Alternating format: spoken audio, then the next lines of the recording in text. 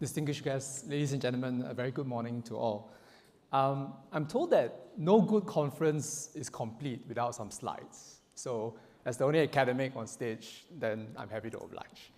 My name is Daniel, and as mentioned, I'm Associate Professor of Practice at the Nanyang Technological University of Singapore, where I focus on topics of climate risk and carbon markets. I also head up the newly formed Carbon Markets Academy of Singapore, and I'd like to take the opportunity to thank GenZero, EDB, Enterprise Singapore for giving me a few minutes to share a little bit about Academy and what we hope to achieve. But before I dive into my presentation proper, I just really want to acknowledge that in many ways, talent development or education can be seen as at least one step removed, right, from the action. And at a critical moment in time for our sector, where we are collectively trying to overcome paralysis, as the theme of the conference goes, it can be argued, some people may say that talent development or education is secondary in nature, right? And in some respects, I think that's completely understandable, right? We do play a secondary role or supporting role, but yet I would argue an important one. And so, therefore, I would like to invite you, ladies and gentlemen, to walk with me, figuratively at least, for the next few minutes. And I hope that by the end of the presentation, I may have given you at least one or two reasons as to why you might support our cause. But if not, then at the very least, some food for thought as to how we could collectively invest for the future and the growth of our ecosystem, as it were. But first, some context. The Carbon Markets Academy of Singapore is really quite young. We were only announced in November last year at the FT Commodities Conference. And essentially, we are a collaboration between the Nanyang Technological University of Singapore, Enterprise Singapore, and Singapore Economic Development Board.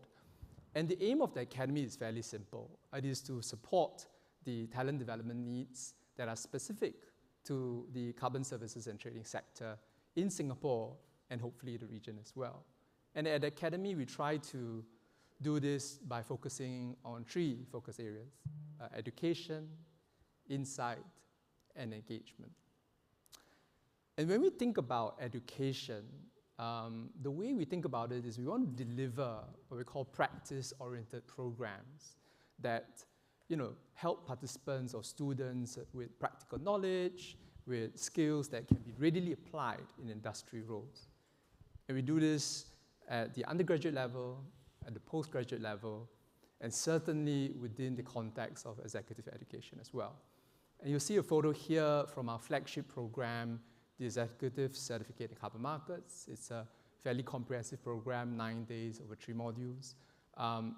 It's got strong industry collaboration. Many of you actually here support us on this program. We're grateful for that. Some of you support us in your personal capacity, Alvin, for example, so grateful for that. So the logos are not all complete in a way. But we're very proud of this. Even though it's a new program, second intake, it's something that we're proud to bring to the market, as it were. And if programs like these, the Executive Certificate in Carbon Markets, are pegged at the somewhat introductory level, even though it's 9 days, it's quite long. But if those programs are pegged at the introductory level, then we have a longer-term ambition, which is to roll out more programs that help existing market participants to level up or deepen their skill sets, as it were. And with that, I'm very happy to share with you a preview or sneak peek into some additional programs as an example. Here we've come together with some very strong industry leaders, B0, GenZero, and HammerCorp, to develop a program, for example, that will focus on carbon credit quality and due diligence. And here the idea is that we want to get beyond just a discussion of what's permanence or additionality or leakage, but we want to get into the question of how do you exactly use the tools that are available, right? Some are paid, some are free. How do you use these tools? How do you navigate the many documents, right, that are available that come with each and every carbon project, right? And what does good look like? What does bad look like specifically in some of these documents? So we think programs like these, which build upon the introductory level and sort of help existing market participants, can unlock action. We spoke a lot about the action earlier. So we can be reducing hesitancy, for example, where decisions require due diligence. So for example, investing in projects, financing projects, or even just buying some of these carbon credits. So a lot of action we think can be unlocked through some of these programs, so to speak. Moving beyond education, though, we also want to focus on insight. And the aim here is simple. What can the academy do to sort of spread best practice in the industry or in the sector through, for example, the publication of case studies? What can we do to support thought leadership through the publication of white papers, information that is useful to the industry, but also to the wider public at large? What can we do to facilitate research collaboration between the industry and the university, bringing, for example, the strong heritage of research that NTU has? So here we have some photos of our researchers and some of their recent publications. But it's really also a shout out to those of you in the room, for those who are interested to work with us in terms of case studies or white papers. We very much welcome such collaboration and would be happy to hear or reach out from yourselves. Moving on beyond education and insight, we also want to focus on engagement. And yes, there are many forums for engagement today within the sector. But as a university, we think we also can bring some additional value here. Our reach is slightly different, the audience that we can approach is slightly different, the character of the nature of interaction is more educational, perhaps. And we believe that there is value that we can bring in terms of facilitating dialogue or interaction between the three target segments that you see here on screen. Those that are in the sector, those perhaps looking to join the sector, and those that are neither, but looking to expand collaboration with the sector, right? So we believe we can add some value in this. What is the value? We think the interaction between these three groups can help dispel misunderstanding, right? That does exist, perhaps outside this room, right? It can help build support for carbon markets in the wider public in general, right? And that's important, I think, especially when we think about scaling. And then thirdly, I think it can provide an avenue to inject new ideas, new energy into the sector, especially at a time when we need it.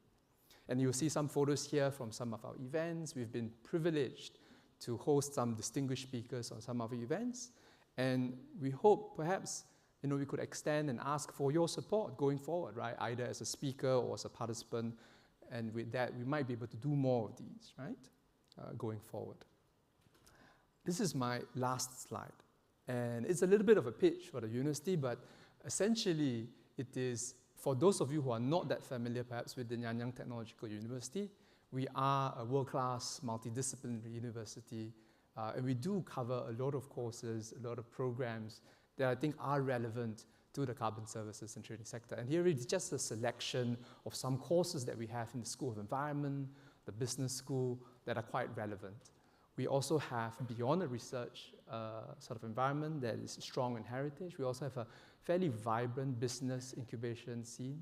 And here you see some photos from our multidisciplinary team. We had some PhD candidates and a few of our master students come together and they won a prize where they were taking their existing research around enhanced rock weathering and spinning off into a business venture, right?